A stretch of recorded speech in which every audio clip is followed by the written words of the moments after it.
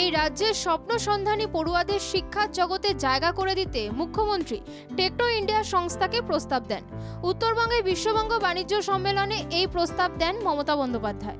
সেই মতো techno India সংস্থার ম্যানেজিং ডিরেক্টর সত্যম রায়চৌধুরীর উদ্যোগে বিশ্বমানের শিক্ষার ব্যবস্থা করা হলো। শিলিগুড়িতে বসেই পড়ুয়ারা অস্ট্রেলিয়াতে পড়ার সুযোগ পাবেন।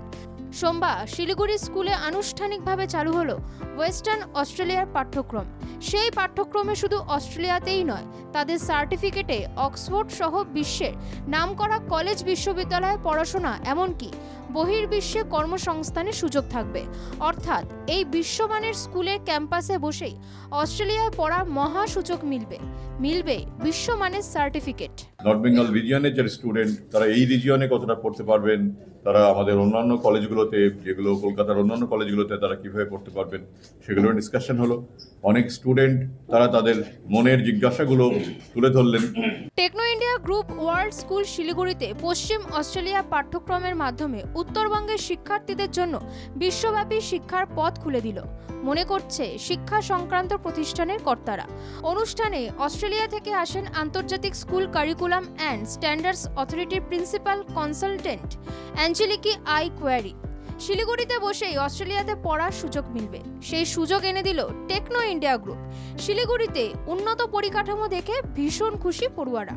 বিশ্বমানের প্রতিষ্ঠানের সঙ্গে এই সামঞ্জস্য বিধান উত্তরবঙ্গের পড়ুয়াদের বিদেশে পড়ালেখা ও কর্মসংস্থানের বিরাট সুযোগ করে দেবে বলে আশা।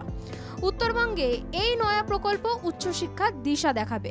প্রাক কাউন্সিলিং ও শিক্ষা মেলা আগামীতে জেলাতেও নিয়ে যেতে চাইছেন the association of professional academic ইনস্টিটিউশনসের কর্মকর্তারা। সোমবার এপিএআই এর সাধারণ সম্পাদক তথা টেকনো ইন্ডিয়া গ্রুপের প্রতিষ্ঠাতা ম্যানেজিং ডিরেক্টর সত্যম রায়চৌধুরী বলেন, যারা পথ খুঁজে পান না, বুঝে উঠতে পারেন না পরবর্তী সময় কোন কলেজে কি নিয়ে পড়াশোনা করবে, তারা কর্মসংস্থান ও ভবিষ্যতের জন্য নিজেকে কিভাবে তৈরি করবে, তাদের পথ দেখানোই মানবতা বলে মনে করি। তা কিছুটা হলেও করতে পেরেছি। আগামীতে আমরা এমন কেরিয়ার কাউন্সিলিং তথা শিক্ষা মেলা পাহাড়ে, দার্জিলিং বা কালিম্পংয়ে করব। উত্তরবঙ্গে তথা রাজ্যে বাকি জেলাতেও নিয়ে যাব। মেধাকে সঠিক কাজে লাগাতে পারলে তা দেশের সম্পদ হয়। এই সম্পদ তৈরি করতে রাজ্যের পেশাভিত্তিক প্রতিষ্ঠানকে নিয়ে এপিআই কাজ করছে। উল্লেখ্য, এর আগে কলকাতা কেন্দ্রিক হয়েছে এই কাউন্সেলিং।